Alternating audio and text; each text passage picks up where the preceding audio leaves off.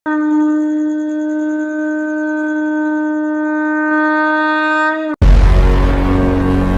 नमः शिवाय। ओम नमः शिवाय।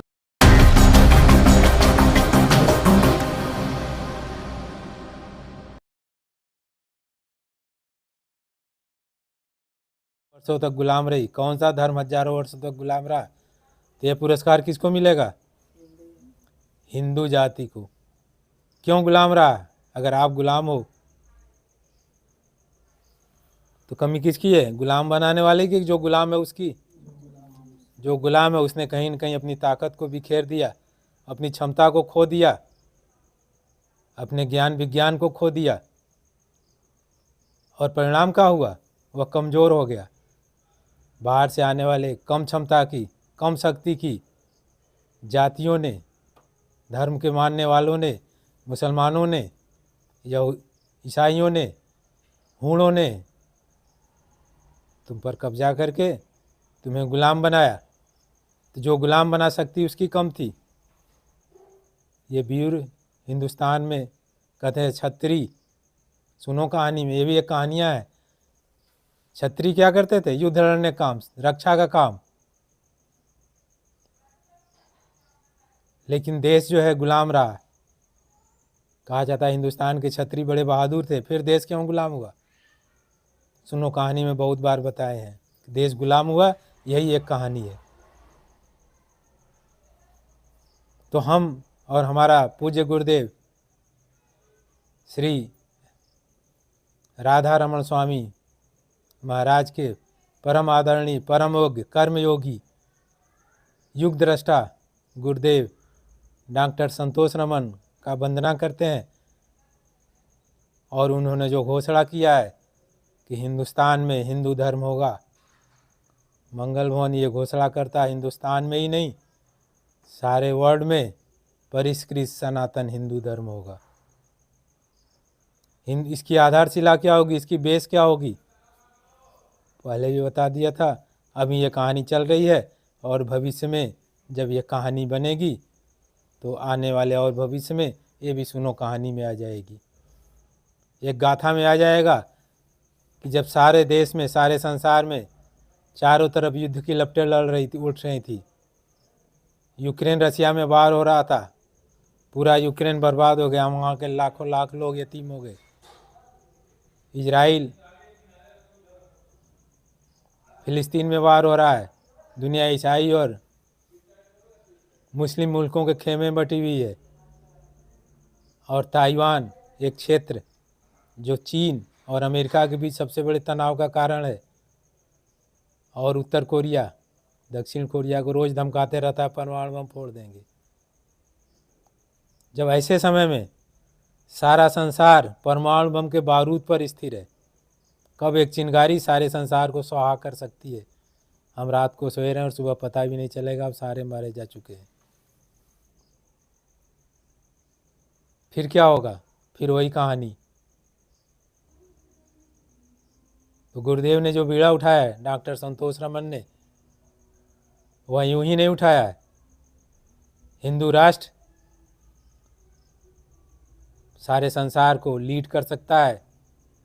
और मंगल मोहन भी कहता है परिष्कृत सनातन हिंदू धर्म सारे संसार का धर्म हो सकता है, क्योंकि इसकी जो दो आधारशिलाएं हैं, वसुधैव कुटुंबकम, सारे संसार को अपना कुटुंब मानता है। देश की तो बात ही छोड़ दो, सारे संसार क्या मानता है? अपना परिवार, जो कोई धर्म नहीं कहता। मुस्लिम कहता है जो मुस्लिम को नहीं मानता उसको काफिर है, उसको जीने का हक नहीं है।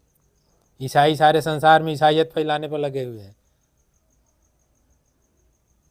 लेकिन जो शक्ति है, जो गहराई है, जो फिलॉसफी है हमारे सनातन में है, वह कहीं नहीं है। और उसका बेस है वसुधैव कुटुंबकम। और सर्वे भवन्तु सुखिनः सर्वे सन्तु निरामय। ये नहीं कहा हमारे हिंदू धर्म मानने वाले केवल सुखी रहे, वही केवल निरोगी रहे, जो हमारे धर्म को नहीं मानते वो भी सुखी रहे और निरोगी रहे। दूसरा क्या कहता है? मेरी किताब मानो, मानते हो कि नहीं? ये किताब नहीं थी, मेरे हाथ में तलवार है, तुम्हारा गर्दन उठा देंगे। एक कहता है ईसा मसीह सूली पर लटक गए आज से 2000 साल पहले, लेकिन जब आप चर्च में जाओगे तो गेट पर पहले ईसा मसीह लटके हुए दिखेंगे। क्या ईसा मसीह का और जीवन का चित्र नहीं था? क्या हंसता हुआ चित्र नहीं था ईसा मसीह का? किसी को प्यार करता हुआ चित्र नहीं था? किसी भूखे को रोटी खिलाते हुआ चित्र नहीं था ईसा मसीह का? अपनी माँ के गोद में खेलते हुए का चित्र नहीं था? ईसा मसीह का उपदेश देते हुआ चित्र नहीं था? या देशाटन और भिक्षाटन करता हुआ ईसा मसीह का चित्र नहीं था? लेकिन लटकाया गया क्या है? फांसी वाला क्रास। क्यों, बता सकते हो? अगर बोलेंगे व्यापारिक दृष्टि से देखो तो यही बिजनेस का आधार है, यही बिजनेस का फंडा है। ईसा मसीह को क्रास पर लटका हुआ दिखाओ और धंधा चलाओ। हमारे यहाँ युद्ध कृष्ण ने भी लड़ा होगा, राम ने भी लड़ा होगा, लड़ा है, परशुराम ने भी लड़ा है, बलराम ने भी लड़ा है, लेकिन किसी को आप इस तरह से हिंसा करते हुए दिखाते हो। कृष्ण को देखते हो तो बांसुरी बजाते हुए, हंसमुख रहते हुए, चेयरफुल रहते हुए। राम को देखो तो भी शांत चेहरा, सीता जी के साथ है तो और शांत। बलराम भी देखोगे तो अपना हाल लादे हुए हैं, किसी का पेट फाड़ते हुए तो नहीं दिखते। ईसा मसीह को क्रास सूली पर लटकाए हुए क्यों दिखाया जाता है? क्योंकि जिनके पास बेचने के लिए कोई अच्छी चीज़ नहीं हो, कोई हल्की चीज़ ही अच्छा से पैकिंग करके बेचते हैं। जानते हो कि पुरानी बोतल में नई बोतल में पुरानी शराब, सुने हैं कि नहीं? और दुकानदार सामने बाहर अच्छी अच्छी चीज़ लगाता है, अंदर भले ही सड़ा गला हो। तो जिनके पास अच्छी चीज़ नहीं है, जिनके पास वजूददार चीज़ नहीं है, जिनके पास कोई फिलासफी नहीं है, जिनके पास कोई तर्क नहीं है, जिनके फिलासफी में कोई गहराई नहीं है, सनातन परिष्कृत हिंदू धर्म की तरह, हमारे सनातन धर्म से की तरह जिनके पास कोई फिलासफी गहराई की नहीं है, जो बस स्वर्ग नरक तक ही जानते हैं, जो जानते हैं कि हीवन होता है, इसके ऊपर कुछ जानते ही नहीं, जो जानते हैं जन्नत होता है, इसके ऊपर जानते ही नहीं। हमारा सनातन धर्म करता है हीवन जन्नत तो छोटी सी बात है, तुम उत्तम करनी करो तो परमात्मा भी बन सकते हो, कहता है कि नहीं? तुम तो उस क्रिएटर को पद को पा सकते हो, तुम क्रिएटर हो ही, तुम परम सत्ता हो।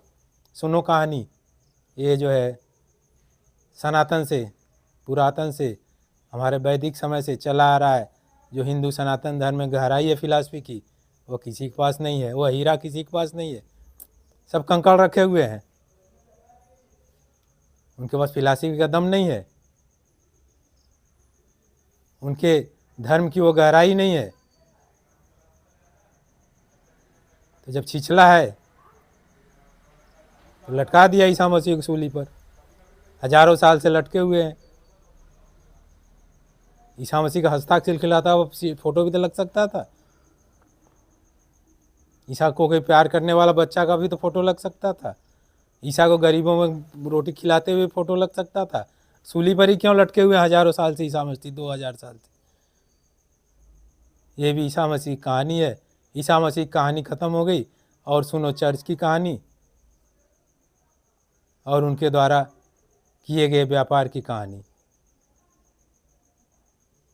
ये कहानियाँ सारे जगत में है।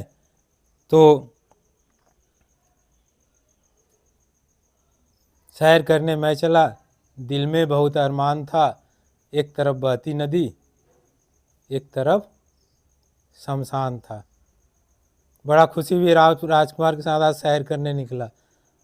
क्या 10वीं देख के आया बड़ा गांव का। आज 10वीं का दिन, 22 फीट का रावण, और क्या सजे हुए राम ने बड़ी सी धनुष से ऐसा तीर साधा कि रावण का खोपड़ी तो ऐसे उड़ गया जिसे तरबूज को लात से मारा जाए और बिखर जाता। और जब ये कहानी सुना रहा हूँ तो कुछ लोग भरोसे नहीं होता है। अरे तरबूज को जोर से लात से मारो, कैसा फैल जाता है, जैसे खोपड़ी फैल गई। राम ने जो तीर चलाया, रावण का सिर उधड़ा गया। 22 फीट का रावण 11 फीट का रह गया तीर लगते ही। अब आज की कहानी सुना रहे हैं।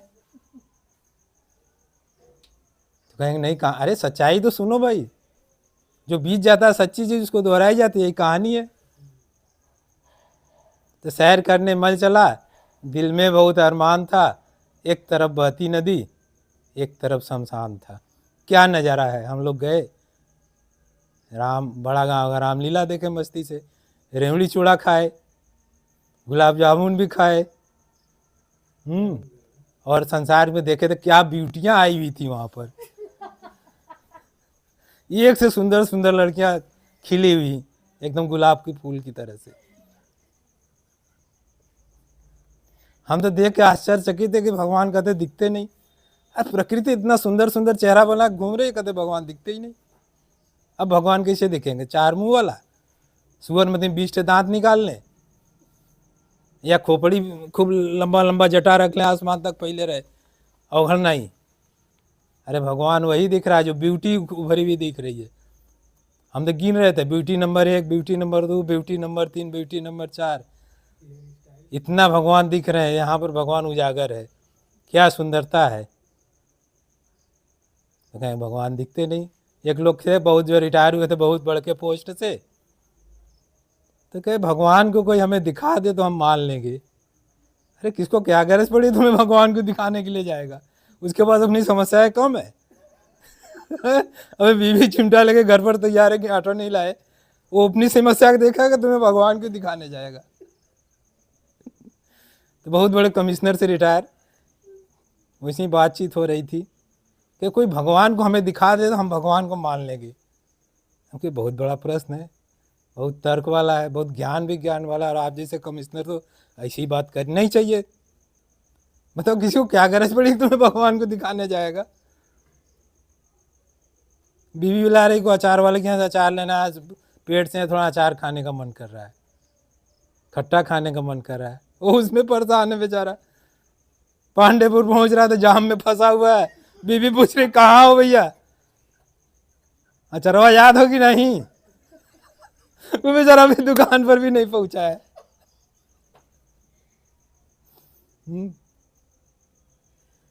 घर में आ रहा है तो बीवी चिंता होकर बैठी है, का वो लड़कियां इतना बड़ी होगी, इतना लड़का उड़का ना खोजत हुआ है। क्या करी, खोजत गई लली फलनवा चपरासी में, लेकिन 20 लाख मांगत हो, कहो तो बाबू बन जाई।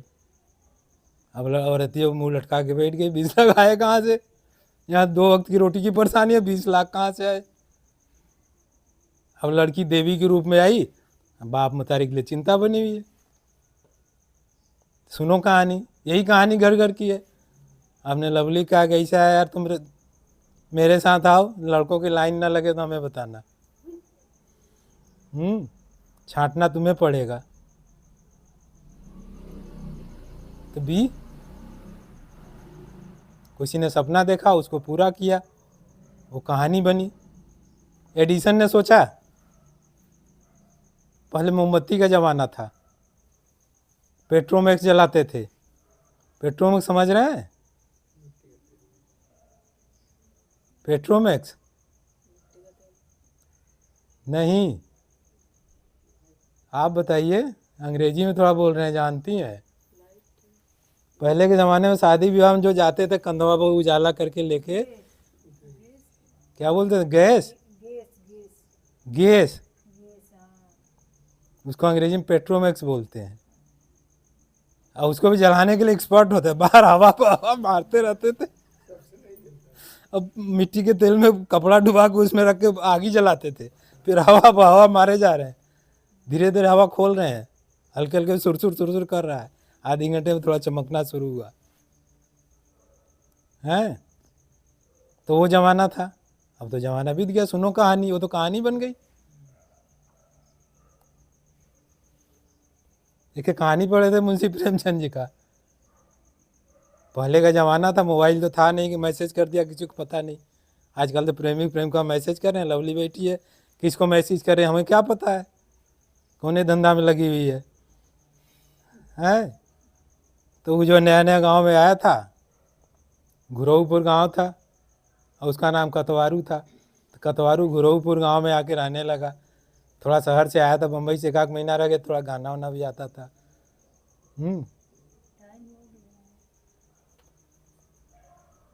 स्टार्टअप होगा तो उसके पहले बताना। शुरू होने वाला है, बैठे हैं तो ठीक, हम लोग क्लोज करना चाह रहे हैं। तो सुनो कहानी का अगला पार्ट अगले दिन शुरू करेंगे, हमें थोड़ा टाइम कम मिला है। ठीक है, प्रेम से बोलो सद्गुरुदेव भगवान की। वीडियो देखने के लिए धन्यवाद। अगर वीडियो में कुछ भी सकारात्मक पॉजिटिव दिखा हो तो आप मानव समुदाय के हित में लाइक करें, शेयर करें और चैनल को सब्सक्राइब करना ना भूलें।